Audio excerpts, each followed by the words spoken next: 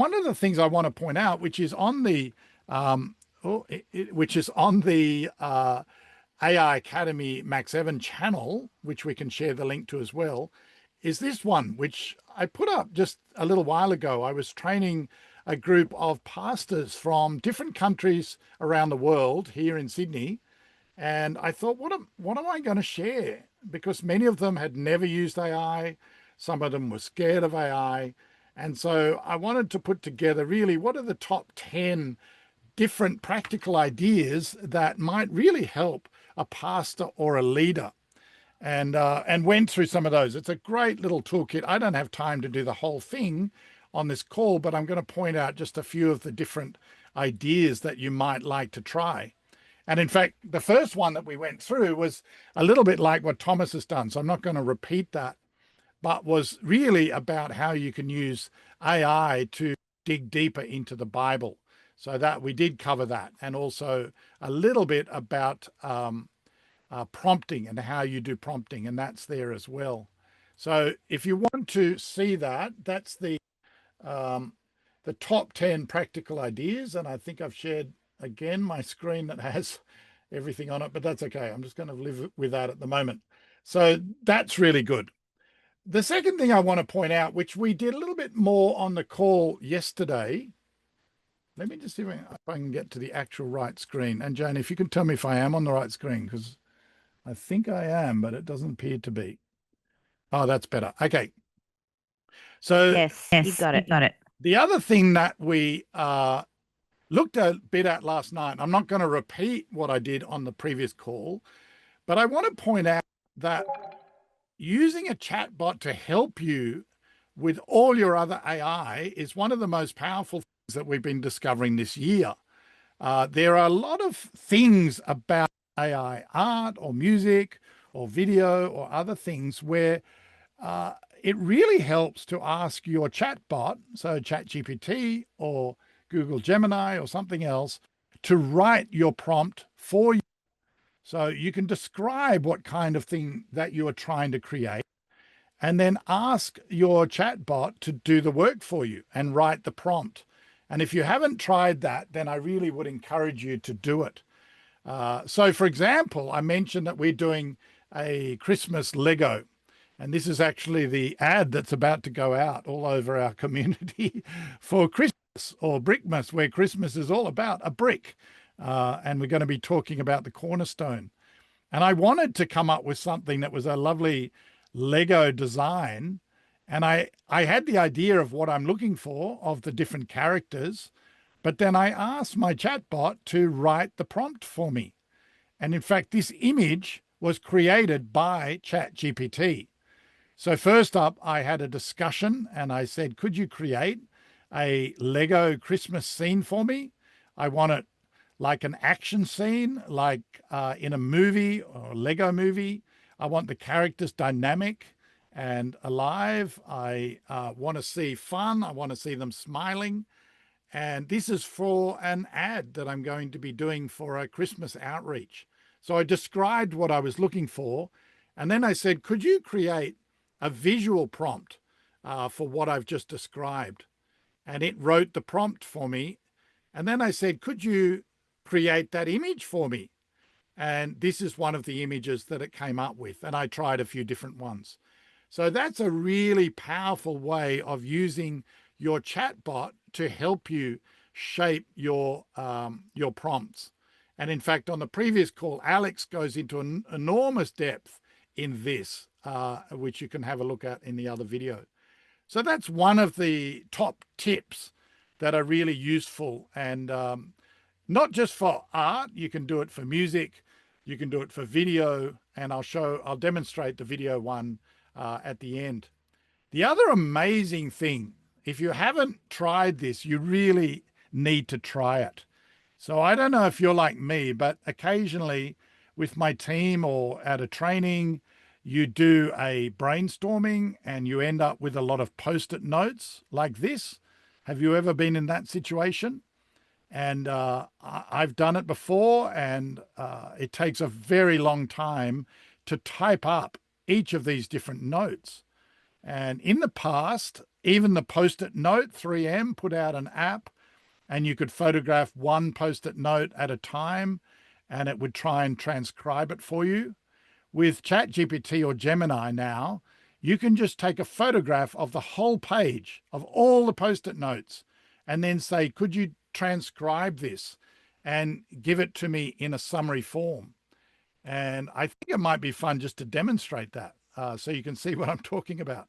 So let me now go, I'll go to ChatGPT and let me share my screen. And while you're sharing your screen, Si, is your version of ChatGPT a paid version? Mine is, but you can do this with a free version. The only limit, as far as I know, is you can't upload quite as many images or documents, but you should be able to do exactly what I'm doing now. So if I choose those 3 pages, so you can see here, it's quite small. I'll make it a bit big. I've got 3 pages, flip chart pages of Post-it notes. And I'm going to say, you transcribe these Post-it notes and put the notes into groups. So I'm just going to do that. And I can ask all sorts of questions to it. So here we go. It's now typed out every single Post-it note, and it's grouped it under headings. So there we go. That's the first chart, loving God with all mind. And it's broken it down and summarized it for me. And the second one, it's got loving God with all your strength and God with all your heart. All of that done, as you see, in a matter of seconds to transcribe all of it. And then I can even ask them other questions. Could you look across all the notes and summarize by themes around families? So I might ask all sorts of different things. So, but that's just a random question. So suddenly now I've not only got the notes transcribed, but I've also got different ways I can interact with those notes and summarize it in different parts. And that's really amazing. And especially if my Post-it notes have, some of them might have Bible references, or some of them might be different types of discussion. This was not a creative brainstorm as such. It was looking at a Bible passage. But if this had been a brainstorm about different ideas in our ministry, I could have said, give me ideas that are philosophical, give me ideas that are practical, and et cetera, et cetera. So that's an amazing tool to save time as a leader. And I don't know about you, but when I see that, I go, wow, that's incredible. I've also done this recently. I'm going to show you. Let me just stop sharing, and I'll share a different screen again. So what about this one? So I went to a talk, and it was a brilliant talk, and I started writing notes, and that's my handwriting, which is pretty awful. And I wrote notes and wrote notes and wrote notes and wrote notes, and I thought that page was the whole talk. And then I wrote some other notes over on this other side. And then I discovered, oh, there's another page I could have filled it in. It was a complete mess. And afterwards, I was trying to read my notes and trying to work out how on earth do I summarize all these different things. Now, watch this, because this blows my mind. I then uploaded my hand scribbled notes. I'm going to put them all in there. And I don't even know if I got extra pages there. I'm going to say, can you transcribe and summarize my notes and put them against the headings of the talk? So I wasn't exactly sure if I could read my own notes. And amazingly, ChatGPT could read my handwriting, as you'll see in a moment. And then not only that, look at the headings of the talk and then summarize it under the headings of the actual talk that the speaker had given. And it's all of my notes, all nicely summarized and amazingly accurate, extraordinary. And what was also interesting was that in a lot of cases, I just scribbled down a Bible reference and didn't even have time to write down what they were talking about. But here I've got all the Bible references. So I could now say, could you just give me the Bible references in this talk? And it would extract out all the different Bible references that were there. And I could then dig into it. And in fact, look at that. It's even summarized it in the themes of the talk. Amazing, incredible summarizing that the chat bot was able to do and help me with some of my different notes. So yeah, I would encourage you, as you think about different ways that chatbot can help, to do things like that. Another thing we won't demonstrate, but is in the top 10 tips, is the idea of giving feedback and checking and refining. So I don't encourage you to get AI to write your sermon. We don't think that's a great idea, but it's really good to research the Bible passage, to think about themes, to think about ways of how you might apply it, to brainstorm. But after you have written your sermon, you can upload your sermon to ChatGPT and say, does this make sense? Is it clear what I have written? Are there sections where you think that this is going too slow or I haven't explained something well? So you can ask the chatbot to check and look at your sermon and give you feedback. And you could even ask it then, of course, to summarize it in one sentence. What do you think my sermon is about? How would I summarize this in one sentence? And that's a good check, because any good sermon should be able to be summarized in a sentence. So it's really interesting to see what AI thinks your sermon is about. And that might give you a clue as to what your congregation might get from your sermon. So that's really interesting. You can ask ChatGPT to estimate how long your sermon is going to take. Or are there points in your sermon where you think I might lose people and I need to add an illustration or something else? So you can use it as a bit of a coach and a mentor. So it's not taking away from your sermon. It's not doing what only the Holy Spirit can do, but it's a way of using AI as a bit of a coach, a mentor, a teacher, a reflector to help you think it through. You don't have to believe it.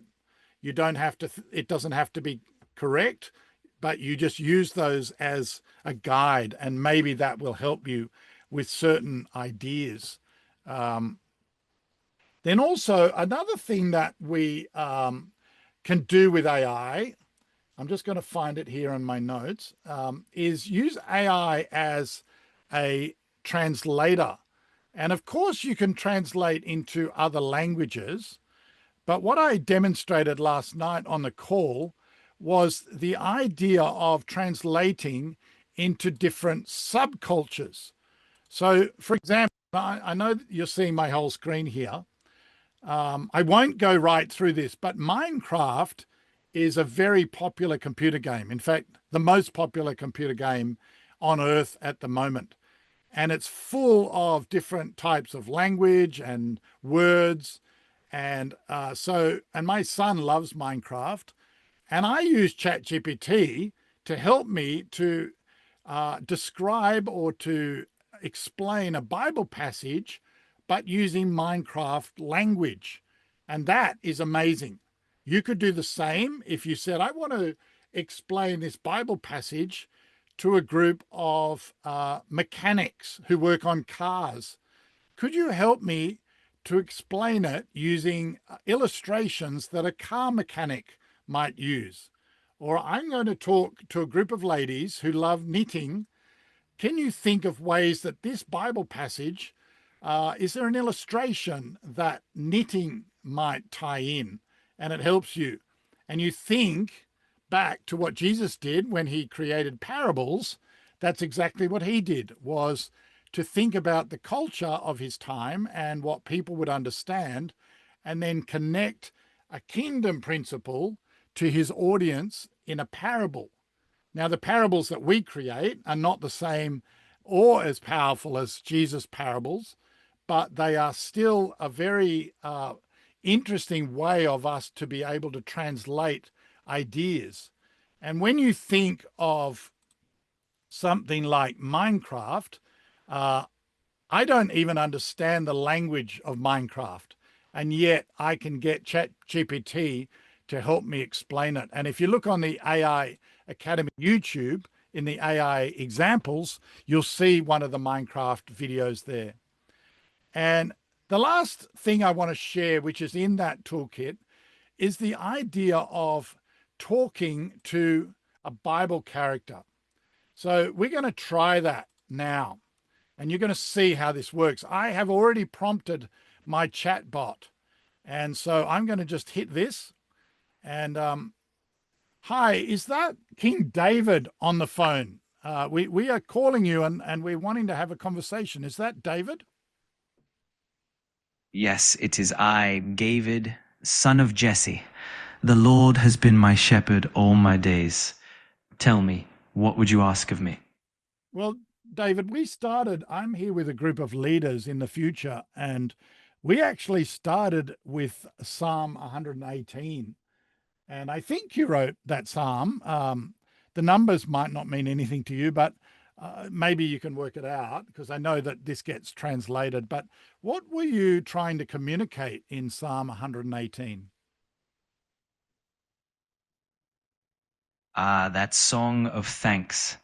I lifted it up to declare that the steadfast love of the Lord endures forever. I wanted Israel to know that even when we are pressed hard on every side, the Lord is our salvation. The stone the builders rejected, I saw that as the work of God, something marvelous in our eyes. I wanted to call everyone to rejoice in the day the Lord has made. It's amazing. A lot of your psalms are very joyful. I think of Psalm 100 and other ones. Thank you for writing stuff like that. What are your favorite joyful celebratory psalms? I love to remember Psalm 100, calling all the earth to shout to the Lord with gladness. And Psalm 103, where I bless the Lord with all that is within me, remembering his benefits. Psalm 145 also brings me joy. I wrote it as a praise from generation to generation. Those psalms are my heart song of joy to the Lord. Now, David, I think we've called you when you're a little bit older, and you have had some pretty difficult times in your life. And I love that the book of Psalms is not all about joyful. There's lamenting, there's confessing. What are some of the Psalms where you've had to confess your sins to God and be honest with him? Yes, in my old age, I remember those times well. Psalm 51 is my confession after my sin was Bathsheba. I cried, "Create in me a clean heart, O God." Psalm 32 also shows the weight of my silence until I confessed and found forgiveness. Those psalms of lament, like Psalm 13, "How long, O Lord?" they came from my heart when I felt distant but knew I could pour out my soul before God. So I'm interested. You are very honest with God, and sometimes you complain, and is it okay to complain to God and lament? Yes, it is. I found that the Lord is a refuge, even for our complaints. The Psalms of lament are prayers of trust in the midst of pain. It is not wrong to cry out, "Why, Lord?" or "How long?" because we are bringing our hearts to him. But I learned to end those cries with trust, knowing he is faithful. He hears and he saves. Look, thank you, David. I am here with a group of leaders, and we're going to have to go now. But is there a word of encouragement from one of your psalms that might help us, because we are facing a very difficult world that's changing rapidly, and we want to be able to keep our eyes fixed on the Lord? And do you have a word of encouragement from one of Psalms? Yes, I do. Take heart in the words of Psalm 27. The Lord is my light and my salvation. Whom shall I fear? Wait for the Lord, be strong, let your heart take courage. Yes, wait for the Lord. He will not fail you. Thank you, David. You have a good day. So that's a fun thing that you could try. And if you want to know how to do it, download this top 10. We'll put, I think the link, we'll make sure the link is there, and we'll share it in the WhatsApp group again as well. Yep, the It's link is in the actually- chat, and I'll put it in Okay, WhatsApp. great. It's actually tip 11. So they're the top 10 tips, and it's tip 11. It's a special tip, but it gives you how to prompt it. And I've done this with adult leaders. I've done it with a group of children where we spoke to Nicodemus and asked him about what it was like meeting Jesus. I've done it with Paul. I've done it with Luke. And you just prompt it and make sure that they only answer from their own writings and from their time period. And then you get amazing interaction with the Bible through an AI voice. And it's a very interesting way, and another interesting way of digging into the Bible. In fact, I also asked John about his themes across the book of John. And I think what's interesting is that when you have it as a conversation, it makes you think of different sorts of questions rather than just by typing. So it's a really interesting extra way of being able to use a chatbot. Now, you can do that on the free version, and you get a certain number of minutes. I think at one point I saw it was 17 minutes or something. So you can do it on the free version, but you will hit a time limit. And if you're doing it with a group, make sure you practice beforehand. And then what I did in that case was that I set up the prompt first. And then I said, the next time that we chat, you are going to be David. And so as soon as I hit the voice, he was David, and we could start the conversation. So give it a practice before you do it with anybody, but it's very, very simple and very powerful.